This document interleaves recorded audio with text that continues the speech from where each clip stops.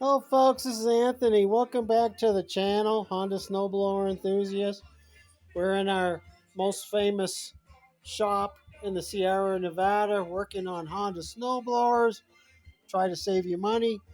What we have today is trying to remove this pulley wheel off of this HS55. That's probably been on there for 40 years. It's never been taken off.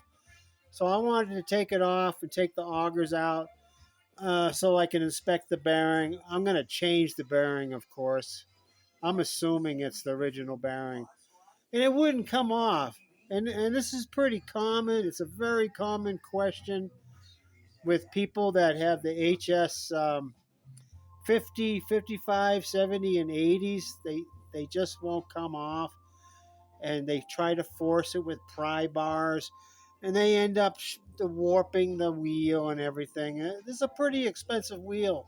You have to buy it used because it's no longer available from Honda. They generally run about 50 bucks. So let me show you how I took this off. First of all, you got to take the bolt out. Let's see if I can find the bolt. There's a washer, a thick washer with the bolt that holds it on. So you got to take the bolt off first. And then what I do is I spray a bunch of penetrating oil. I like Liquid Ranch. Penetrating oil onto the end there and let it percolate for a while. I might let it percolate for a little bit, a couple hours. Sometimes it might take a couple days, folks. And then the next thing I do is I'll pound it. I don't want to pound it with a hammer. I pound it with a rubber mallet, not too hard. I just want to vibrate it. I want to vibrate it, all around, not too hard. Vibrate it, and if there's any rust and corrosion, sometimes in conjunction with the penetrating oil, this will loosen up the wheel. And then I'll try pulling out the wheel by hand. Sometimes that works. And if it works for you pretty easily, go out and buy your lottery ticket, okay? Usually it don't. So the next thing I do, I'll use some heat. I've got this propane benzomatic propane torch. And it's got I just have to push the button to start it. And then I'll apply heat.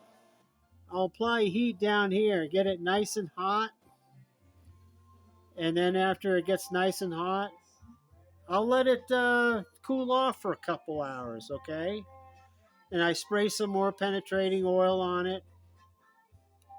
And then what I did was I got a long pry bar. You can get a crowbar or a pry bar, and you stick it underneath all the way to the center.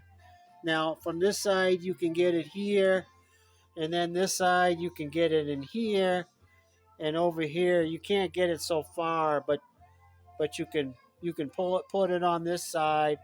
And what you want to do is you want to go, around the clock a little bit. Put the pry bar in it, and then bang it with your rubber mallet. and eventually you'll see it start to work off.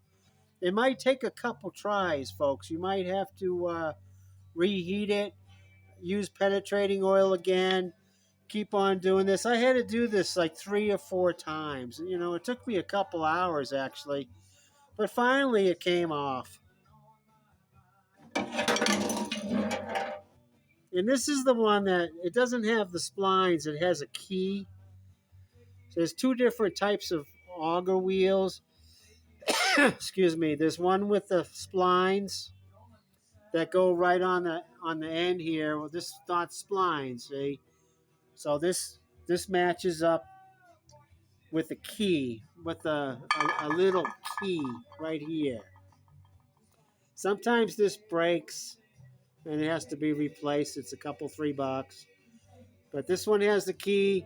Some of these shafts have splines, which I prefer. You've got the splines on the end of the auger gearbox shaft, and then you've got the splines in the wheel.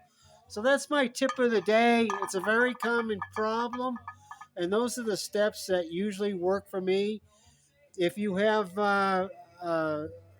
some secrets on how to remove this, please share it in the comments for everybody. I'm always willing to learn new tactics, new methods to help you folks with Honda Snowblower enthusiasts. Thanks for watching, folks, and we'll see you next time.